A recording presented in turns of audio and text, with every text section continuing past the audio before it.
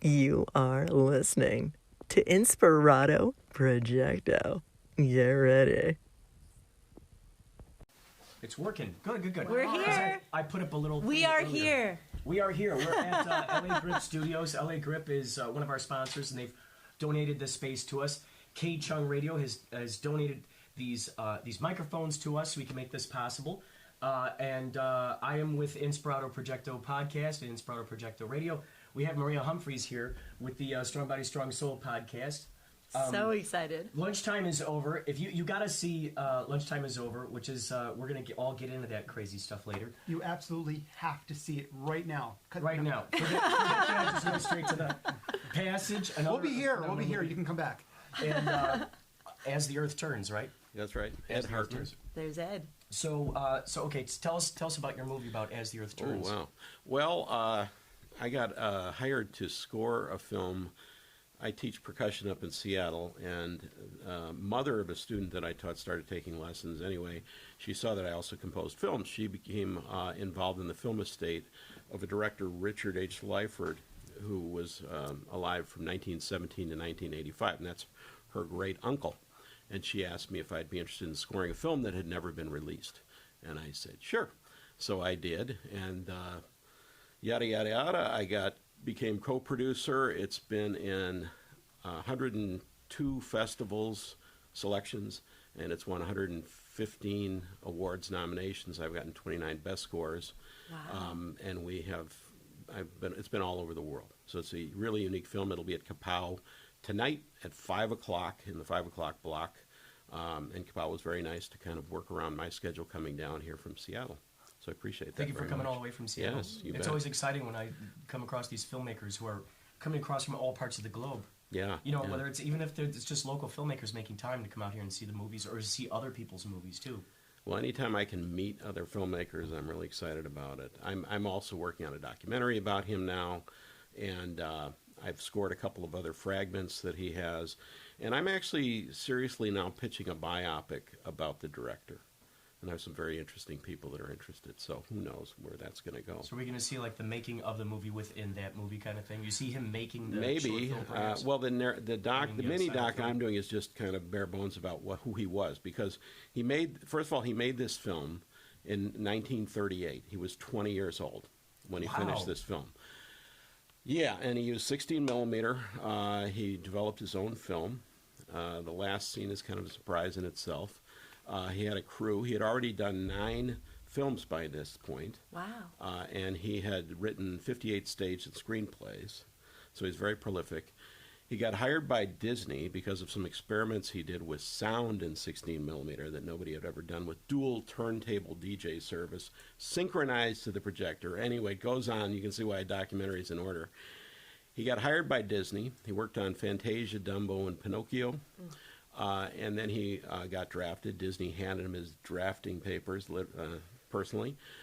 He shot for the Army Air Forces, did some classified work, came back and was an independent, wound up working with Robert Snyder on a Michelangelo documentary that won the first Academy Award for documentaries. So he was director and editor on that. And then he went back, worked for Disney, a little bit of that, but it's a little bit of a My Brilliant Career situation where he did this all incredible strong narrative work early on, kind of like many of us do in high school. I mean, the irony for me, there's an interesting parallel here because when I was in junior in high school, I did Super 8 filmmaking, and if I had not have gone into music, I would have absolutely headed the other direction to Cal Arts from Chicago and taken film. And I had some interesting contacts out here. So I'm now in my, third act, as we say, and coming back to filmmaking. So, That's great. anyway, That's great. so it's been full circle for me. But I'm very excited about incredible. it. Everything Yeah. happens for a reason. Yes. Now, Definitely. can we see like his other movies? Are they available to be seen like, No. anywhere out there? Well, the films he did for other people. He did a lot of documentary work for different companies over the years. And some of his stuff, he did stuff for Aramco, as we all know, Saudi Arabian oil company. But he shot some interesting documentaries in Saudi Arabia, one about the tsetse fly and one about water conservation. And those probably saved more lives than anything he did. Wow. anyway, so he did a lot of, there's some things like that hiding on, videos and archive sites and things like that. All of these early films have pretty much vanished. How we even got a hold of this was there was a company called Something Weird, kind of does exploitation videos. And they're based in Seattle. And a couple of very interesting film archivists and through the Classic Horror Film Board, this gets pretty convoluted. Anyway, they found a couple of scenes in a particular Halloween horror DVD. And that got people interested in that. They got a hold of my co-producer, the great niece of the director. Anyway, it all kind of came full circle there. And I'm now working with those guys, collecting contacts to see what we can do to bring more out. The two scenes that were in there, we actually got the 16 millimeter finally. I was able to connect with the Something Weird company before they evolve into something else, and got the footage that I just mixed those scores last week. So those are going to be part of a new package. Our goal with this will be to have this as a 45-minute film. That it was probably longer, but this was a definitive cut, and we have reasons to believe that. I think we're going to add these scene fragments, which are another 11 or 12 minutes, a mini doc, maybe 15 minutes. Now we have a nice little distribution package, and there is some interest from some networks as well. So I'm hopeful by 2020 this thing moves to new levels. Yeah. I'm always a big fan of like the archives. You just dig them out of the archive. Ooh, just found, discovered from the archives. Right. And put it into the vaults, into the files, and what's this now? It's something Right. that nobody would have even been able to see had you not had a detective like this diving deeply in there and go, okay, Yes. well, where is this stuff? Yes. Okay, my question for you is, was the film footage from Seattle, the area Yes. there? Because I've been on a haunted Seattle tour. You could do a whole thing where Well, the sites there are amazing. There's a link to everything here. Yes. I've spent a year on this, so my brain has exploded on it. He was born in Seattle. Okay. And in fact, we did our opening private screening at the Museum of Flight there, because some of the footage was shot at the Boeing airfield where that is. Okay. In fact, they used airplanes and things like that. He knew that Boeing's, and this is in the back in the 30s. We did a really nice festival screening at the Seattle International Film Festival. Huge festival, 4 weeks long, one of the largest in the world. And they put us in the Egyptian Theater, which was a Mason Hall from 1915, which is haunted. Wow. And we were I hoping love it. for a visitation. Oh, that Yes. would have been great. Wow. I Yes. I was climbing out of the screen. We got to do a meditation That's there. And I was Gives you a here. review. Yeah. Oh, yeah. I was here last week for IndieX. We had a neat screening at Raleigh, and I stayed at the Hollywood Historic Hotel, which is also haunted. I was hoping Love to say it. hello to Richard. I did find out that Richard was never buried anywhere. He was cremated and shot out of a cannon in I Fort love Worden. it. Hunter S. Thompson style. Yeah, I love it. just found that out. Anyway, so yeah, you can see why this is ripe for a biopic. Wow. So why don't you tell us about Passage? Now, you acted in Passage, right? You acted I in did, Passage. I Did did. you direct it as well? No, write no, it? no, no, no, no. I have. So I directed Chromo 46, also in and shot, also in the Topsy Turvy blog. Passage. I was actually at a convention and just happened. I was with my mentor and we were supposed to go get drinks. And this director I'd worked with before came out and was like, "You're an actor. Can you cold read?" And I was like, "Yes, I'm an actor. I can cold read." She's like, "Come with me." Did not tell me anything other than the actress that was supposed to do the stage reading was stuck in traffic. It had been like the third actress to be booked for this part. So she goes, "Here's the writer, talk, and we're going to go in like 5 minutes." And the writer, Hilary Esquina, who's actually flying in tonight from Virginia, I asked a couple questions. I was like, okay, I know nothing about this. At this point, I didn't even know I was reading the lead. But she's like, I said, "What are there any pivotal changes that I have to know for the audience?" She's like, "Yes, on this page, this thing happens, and on this page, this thing happens." And she just knew her world, and it's a sci-fi world. So it's the idea of, it's a paranormal agent, a soldier who's had a near-death experience. It's Ali Prater, and that's who I play. And from that near-death experience, she gains powers. She can interact with the electromagnetic radiation field, so she's got some ghosting that she does, so maybe in a parallel world. But yeah, and on top of that, she's also a mother and a wife. And so there's great elements. And for Hillary, it was really important to have positive representation of queer families on the screen. So Allie is married to a woman. And needless to say, jump into this the stage reading, and it was with someone I had worked with, Nicole Payson. I'd worked with her years before, also opposite each other in a romantic situation. And yeah, I guess they really liked the stage reading, and then there we were 6 months later shooting in Richmond, Virginia. We shot in like some cemeteries, and just, I mean, it was so beautiful out there under some old like train tracks and everything. And yeah, and so now it's full circle, and it's technically its premiere tonight, so at KaPow, which great. is really exciting. Wow, that's yeah, awesome. yeah. Amazing. Or not tonight. I'm sorry. Thursday at 2:30 in the I always Top get excited Secret. when I see filmmakers being able to like see their project for the very first time up on the screen. Yeah, Because you got yeah. otherwise it's a laptop. It's you know you got Oh, your yeah. headphones on and everything, and then be able to see it up on there, and then you hear all the sounds coming around. Oh yeah. So Shannon, you're in one film, and then you're the director of another film. What are the titles again? Chroma 46 and Passage. So Passage is the one you directed. No, Passage is the one about paranormal entities. Okay, Yeah, okay. and then Chroma 46 is actually my production partner. She's does a lot of the writing. So Chroma 46 is essentially about DNA testing and the mishaps Which is like a that can big happen thing with all that. of a sudden, right? Everybody be like, oh, I want to know my ancestry. Or my, It's you know. huge because we all want to we want to be something a little different, which is so crazy to think full circle that before it was like, yeah, I'm nothing but, and now it's like, what am I that makes me unique? Oh, Right. right. And we're giving it away. And we're just to the companies to and test that's- us. And Yes. specifically giving it Yes. to the government, who as Exactly. companies are now getting the right to take that information and just use it in their in investigations. any way that And they cloning And want. we have is a lost the thing. camera. Oh, Sorry. that's because the government's like, no. Yes. The, Information stays here. the audio's better. Sorry. Is it still No, streaming? good. Yeah, but I need to flip it. There's something wrong with the screen. The good news is the podcast. There is you still go. going. Oh, Yes. Yeah. Oh, is it, But- is it still live? Yeah, Chris? you guys are live, It's a couple seconds behind. It's kind of funny. There you go. by accident, the screen is flipped. So that's why I was trying to turn it around.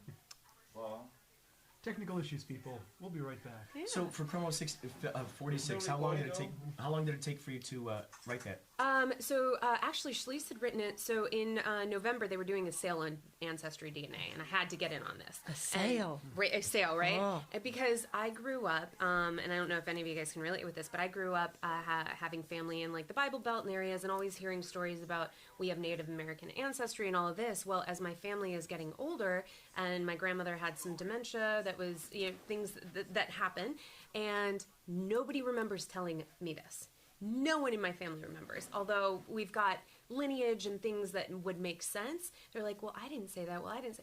So I'm like, forget it. I'm just going to take this test, which prompted my friend to write, my production partner and friend to write the script, which she wrote in a weekend because her mom wanted to do it. Same reasoning, similar thing, but her father doesn't because, selling your DNA and all that. So she writes the script and it's great. Like off the bat, I'm like, this is going to be fun. We're going to do this. But we're busy people, and so jump ahead, and they catch the Golden State Killer, or they believe they've caught the Golden State Killer, Joseph D'Angelo. What is that? I don't even know what that is. So this is a gentleman who raped at least, they think at least 50 people. He's got different names because he moved. He started in Sacramento. He was a former Navy officer. He then became a cop. He was a disgruntled cop, and come to find out, and he went on a robbery, rape, and murder spree. So it started with just Whoa. rape and robbery. That's terrifying. And then it progressed to murder. Like, it just elevated over time. And for 50 years, he terrified. So he was the Golden State Killer. He was also the East Side rapist, there's something, Dark Knight, something. And the way that they found him, it's fascinating. I got chills. There was one detective, there were two detectives, a male and a female, who followed it for years. But then the actual detective that pushed it, a couple things happened, sorry. One of the rape victim's brothers he pushed and lobbied for Prop 69, which is the data collection of all criminals, for DNA. So he pushed that. Because of that, and then all of this testing and everything, they were able to they generated a list of 1,000 suspects. And they spent 4 months tracking. They started back in the 1800s with great-great-great-grandfather of this killer. and they started tracing ancestry and family lineage and all this. Whoa. And out of 1,000, they found, out of 1,000 viable options of this variation of this tree, they found 2 suspects. And one was Joseph, who was a disgruntled cop and who had bought 2 my guns God. during one of the, because there were ebbs and flows of these murders. So he had bought 2 guns during one of the flows. And that's true. This is a true. This is all true yes, story. which is fascinating because there you have it. A good reason to have the DNA testing. It is, and there's pros Yeah, and cons to yeah. each. So when that all came out, we were like, well, now we've got to make this movie. Yeah. And we made this movie a crew of 3 people. So we had myself shooting and directing, Delmar Montgomery, who's an amazing. He actually won an award for sound design for this one, for Chromo. And then we had one of the actresses jumped in as first AC. So this was never supposed to like make festival runs. This was just supposed to be, this is our statement on DNA on you know.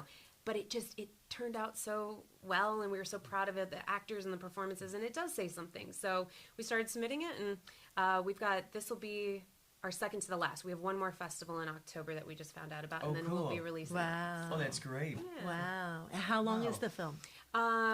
Chromo 46 is 14 minutes. Okay. Yeah. Okay. Very It's such a cool concept. Yeah. She's my production partner. It's like a slightly sci-fi, and yet it's totally exactly what's going on. Exactly. That's what makes it so good. Yeah. So tell us about your crazy. I mean, the whole thing. I don't want to give any spoiler alert necessarily, but it's never not any fighting going on. Wait, we're turning to what is your name? My Oh, yeah, name is sorry. Bruce. What is your name? Bruce. Maria. I'm Maria. So lunchtime is over. Nice to meet you. Nice to meet you. We didn't officially meet yet. So do you work at a job like that? You're like, hey, this would be a perfect location to shoot at.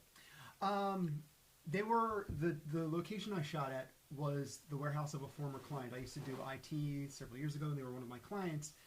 And how Lunchtime is Over started is I began taking a stunt class, not because I want to be a stunt person, because I enjoy my spine roughly in the shape it's in now. But I was taking a stunt class because I have another project which I'm trying to develop into a series, and I'm a snob when it comes to fight choreography. I like action that you can follow. I like seeing the performers look like they're engaged as opposed to the hit starts, but then you cut to someone's back and you can clearly see it's somebody else. I really don't like bad fight choreography like that. So I started taking a class, and out of that class it became obvious we all needed footage. So originally we're just going to get a camera and kind of like shoot a little something, but that's not going to look good. And also nobody wants to watch it because while stunt people care about how you take a hit or take a fall, your average person doesn't care. It's sort of like plumbers enjoy plumber jokes. Nobody else does. So I decided to build a framing device. I contacted my client, hey, can we shoot here? And it seemed like such a great classic story. Your blue collar versus white collar. And it seemed to just work. So, and then I decided to make it funny because, once again, the people watching... It was very comedic. And they fight? Yes. It's like a comedic fighting thing. They're angry at each other, but it's Laughing hilarious. already. The thing about it Oh my is gosh. the fighting itself, in and of itself, is not comedic or funny.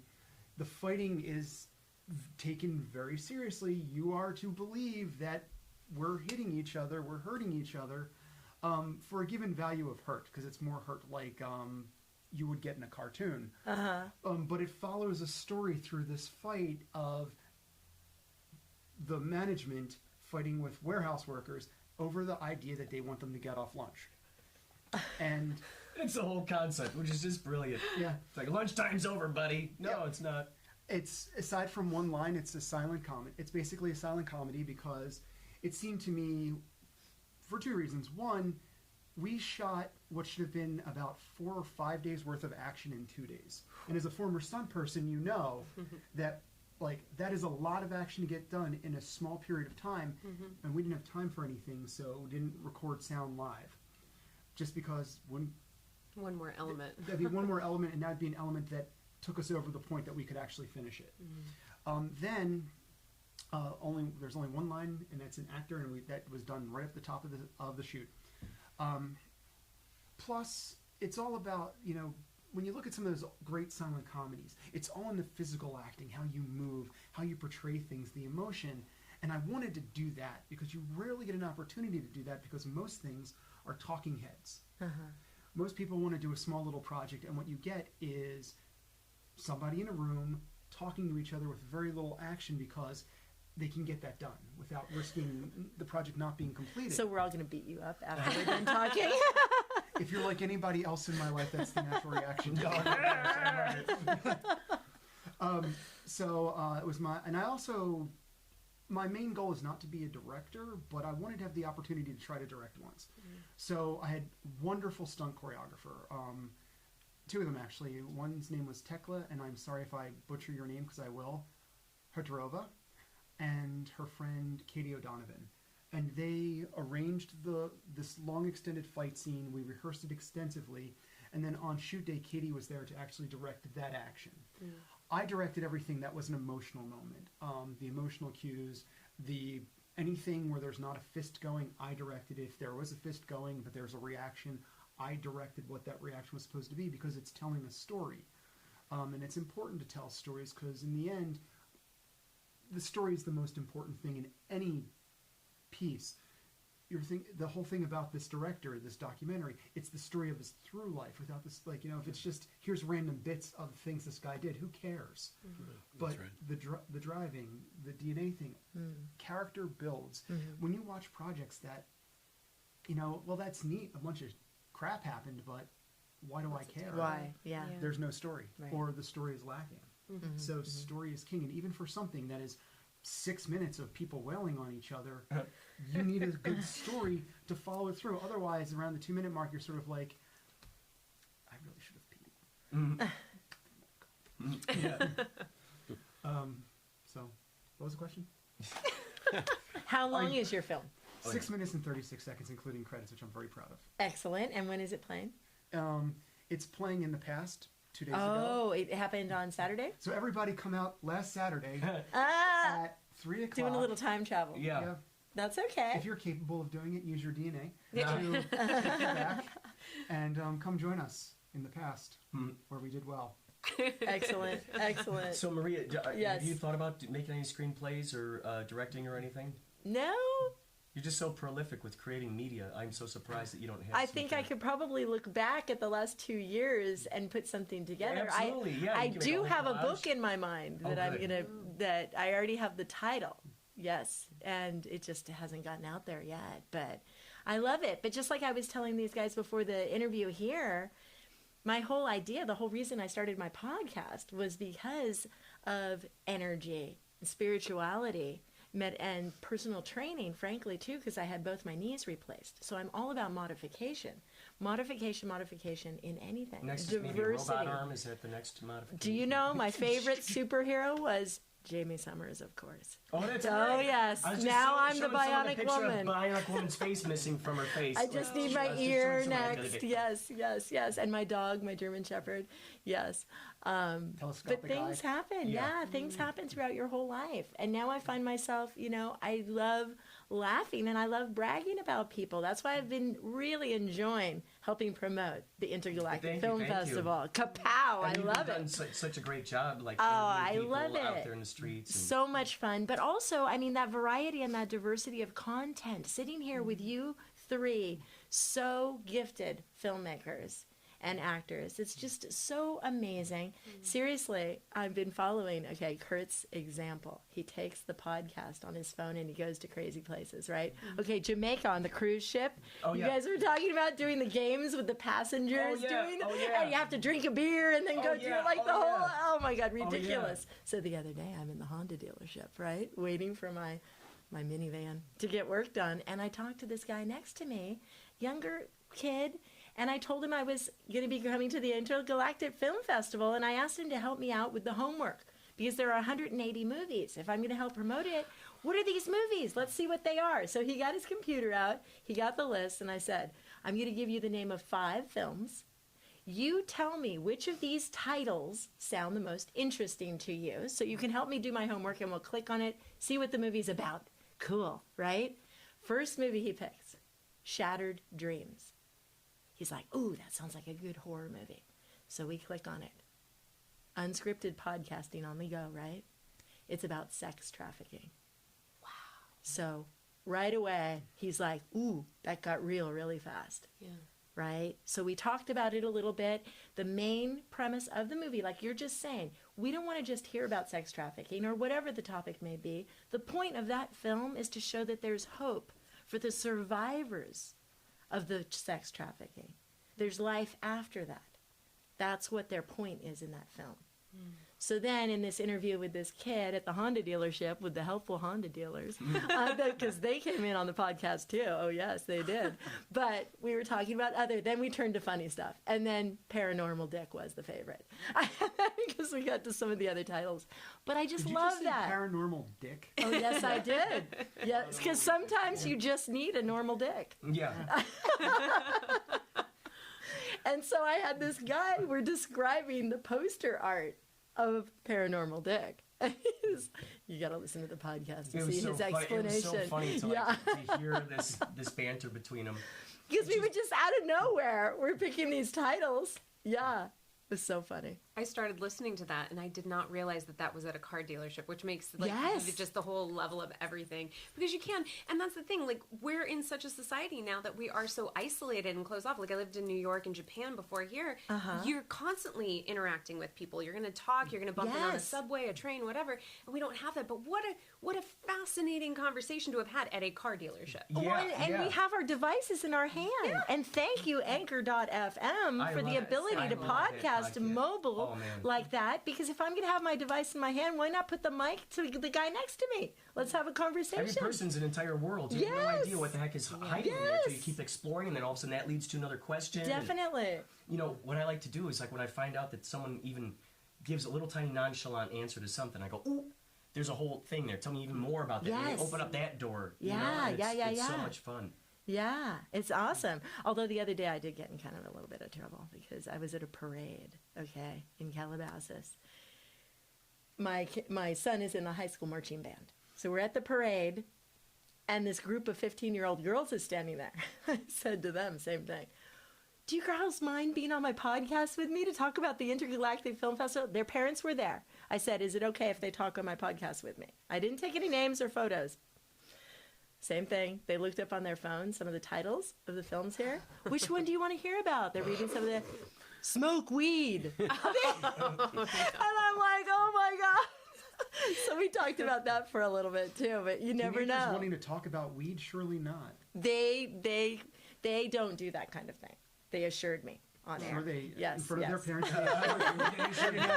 I want to swear to you, Mom, Dad, that I've never even seen it in real life. I've just seen it on TV. Right. Yeah. So it was like totally not my thing well, to do. Two of the girls had been to Amsterdam. Oh, because they the totally movie didn't do it. Was about smoke weed is about a guy traveling to Amsterdam. Oh. So the poster art is a bunch of smoke around this guy and stuff. So we talked about that a little bit. But the girls said, there's marijuana everywhere, but they don't do that. Yeah. So are we heading to a time where like everybody on the planet's going to have their own podcast simultaneously? It's getting to be that way. Would that? I hope not, though, because some technology, all of us do. But would that become a entity at that point? Would there only be one podcast left? Yeah, and it will be mine. Strong body, strong soul. Mine. But it's the same thing with filmmaking. I mean, I'm sure you guys see, obviously, everyone shouldn't make a film either. No. Everybody doesn't, everybody has their own talent. And it's okay to be honest about that, too. Technology doesn't give you the ability to do. It gives you access to do something. It doesn't give you the ability. So we walk around, as Chris is demonstrating, with the ability to put on a show at any moment. Yeah. The iPhone, it's an amazing device. Yes. Most people, not everybody can then come up with the content, come up with the driving, find the framing story, move it forward. Exactly. You need to have certain skills, and not everybody has them. It's like, back when you started doing music, it was an amazing endeavor that took a lot of different technology and effort, all of which now can reside on a laptop that you can take with you. You can fully compose in a hotel room anywhere. You could leave here, go in your car, and compose right in the car. That's right. That doesn't mean you can make good music. That's right. You can make good music. You've got awards proving it, but not everybody can. can. Awards prove nothing. They prove that I faked a lot recognition of from your out. peers, because it's true. I would suggest considering. I wouldn't do that to yourself. own the fact. Oh, that I know. I just like on a podcast going out to the world. I know. Like, I know. but there's a lot of people who would like to make music. Not all of them can. They have Right. the same tools you do, the same capacity, the same technology to make it. Right. Yeah, and the tools for scoring films have really evolved. So, and in fact, I'm not sure I would have been a score composer early on, because that would have taken a different set of tools that I wasn't equipped with at that point. I was writing music out of college, but I wasn't trying to score films.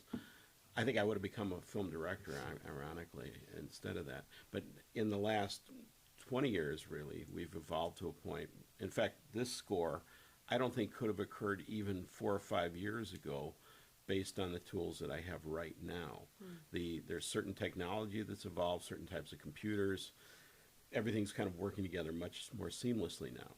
I just did a trailer for a filmmaker who lives up north from here that I met through the Munich Film Festival.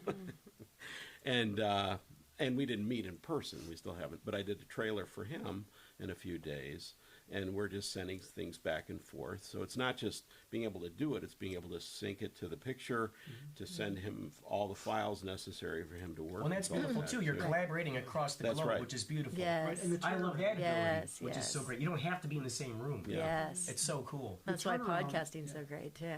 The turnaround on that kind of thing is really fast now, because there's Yeah. a time where you had to print off whatever it is you were doing. You needed to messenger it over wherever that was, Right. and they'd have to listen. They'd have to get their response, send it back, and that would have taken a week turnaround, like 2-week turnaround.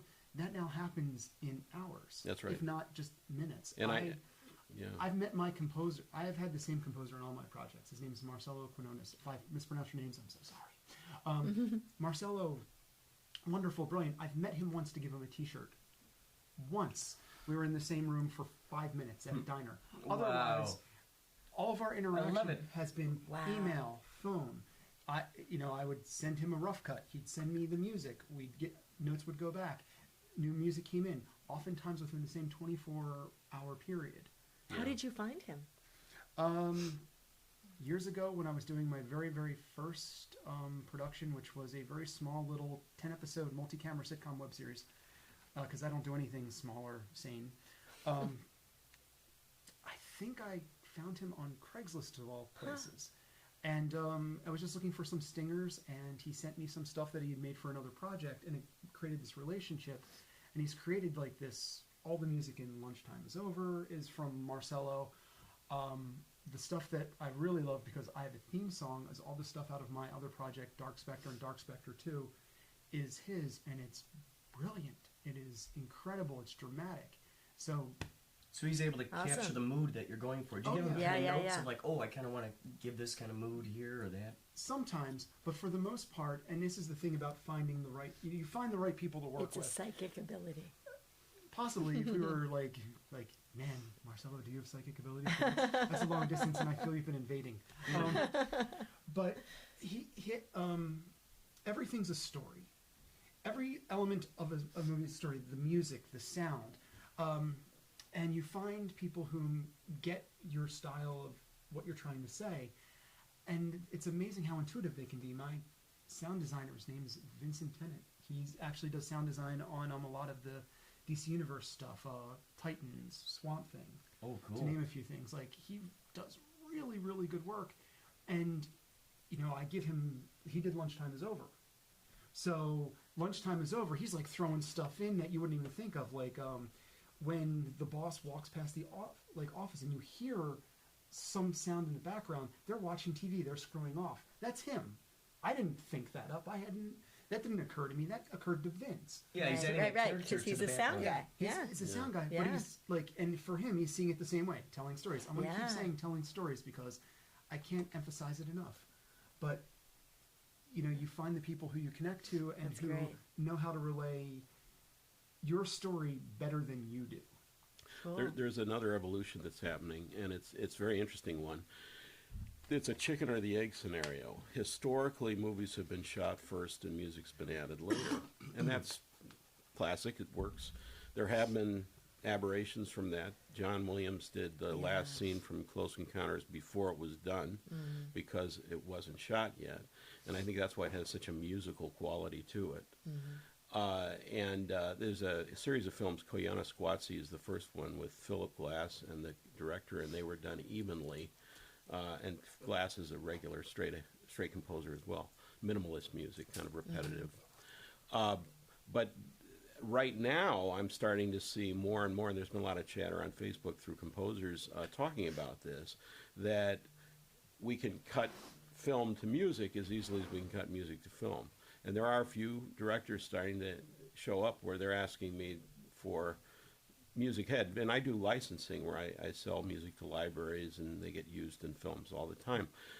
In which case there might be source music coming out of a radio or something like that, or off-screen band. But you can actually work the other way around. Software is so easy. You're not cutting film like this guy did, literally cutting the film stock. You can move things around. And the director I was just working with on the trailer, he said he actually prefers to cut film to music as opposed to the other way around. That's how Lucas worked with Star Wars. Star Wars was in fact cut to temp music, which some of it was music from the planets, Right. Which you can hear that influence in John Williams anyway. Right. But it's, even though it might be becoming a more standard thing, it's not necessarily No. Ooh, there we go. The new thing, people have been doing that. No, they have been exploring it, but I think that brings feel. the difference Yes. now, what I'm kind of thinking about is the technology of like iMovie. I work with iMovie not being, I work with Logic, which is a pro program. iMovie is more of a consumer program. For me, iMovie is comfortable. Yeah, I like it. But, too. it works. I have limitations with it. I'll probably move up. But it's and I do a lot of music videos to showcase my music. And I'm cutting all sorts of footage to that. And it's just cut and paste. You can move anything around. So I'm just waiting to see when projects start to occur where they're actually developed identically at the same time between music and image. They'll be more experimental inevitably.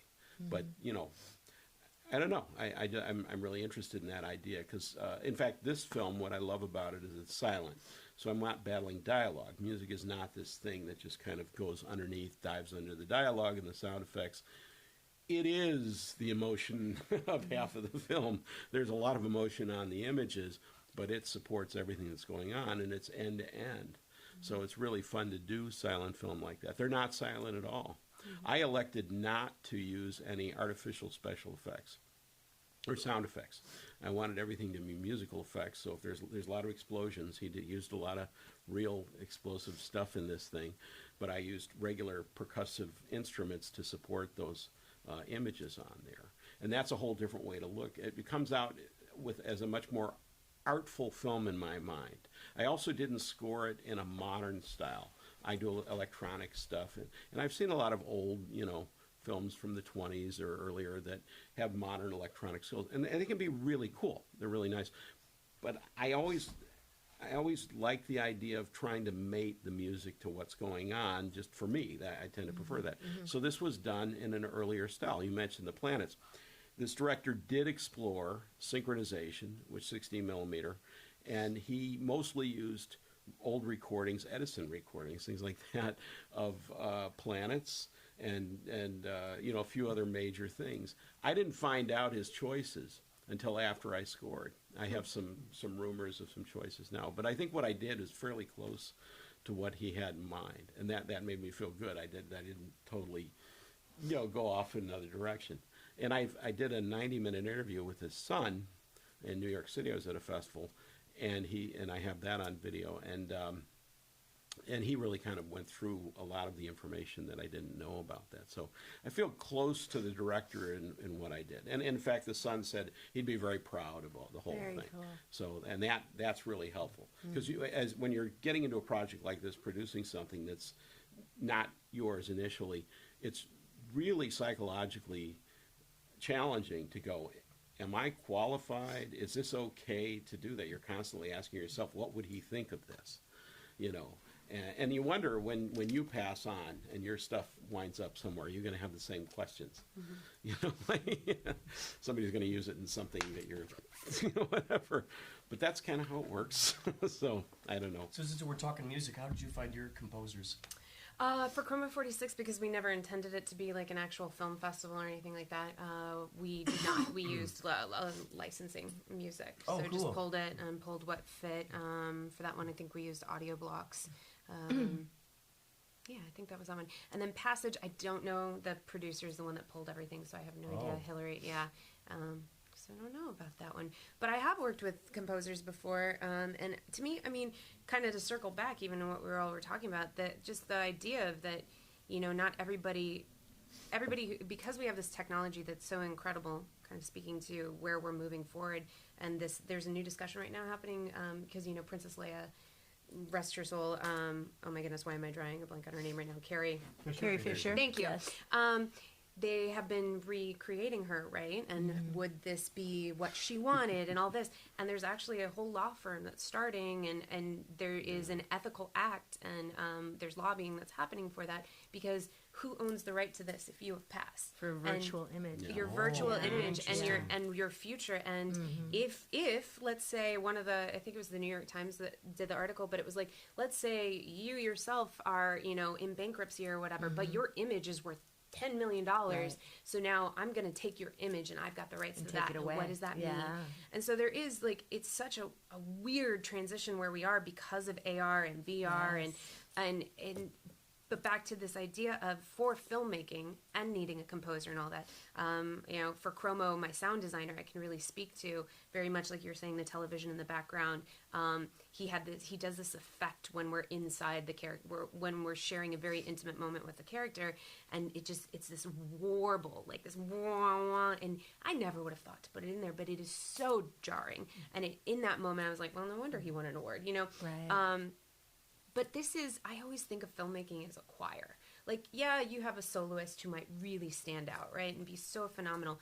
But what we do when allowed to be our alto, our tenor, our baritone, all of that, our composer. Collaboration, that's what makes magic. That's what gives you the chills. And I think for everyone who is coming up in this digital age, in this technological age where you don't have to seek mentorship, you don't have to seek, and they don't really exist anymore, right? Like Apprentice and Shadowing, it's such a, yes, they're starting back up, like Impact 3 or Accelerator Impact, and some of these women in film things that they're trying to support. But by not having that, you don't have anybody to check in with. You don't have anybody to gauge, and it becomes very me instead of, wait, this is a story, and everybody interprets the same story differently. Right. So what does that look like when you have a group? And to me, that's where magic really is. Right. And even on the musical side, I can play all the instruments myself. That doesn't mean it's going to be a better performance of that. Yeah. I better be damn good at not just performing them, but having the technology to reproduce them. Right. So I now start looking at my orchestral scores when they're not performed by live musicians, which they're not going to be most of the time because you don't have the budget for it. I look at it as impressionistic painting as opposed to reality painting. And if I can create something that has the right essence of sounds as opposed to, does that really sound like a violin, whatever? I don't think that matters as much. And I've proven this a number of times. There's a marching band tune I did that was in The Blind Side, just as an off-screen marching band. And I did that with much more primitive equipment than I have now, just keyboards, digital recording, but it wasn't on screen. It wasn't through what we call a DAW, digital audio workstation. But because I performed it on these keyboards live, doing it, it has spirit to it. It has some drive. And I've tried to recreate that occasionally. One of the deadly problems I see with music composition as we move to computer-based is we stare at things. It's visual all of a sudden. It's very easy to Come on in. to turn it into that when it's an audio medium. So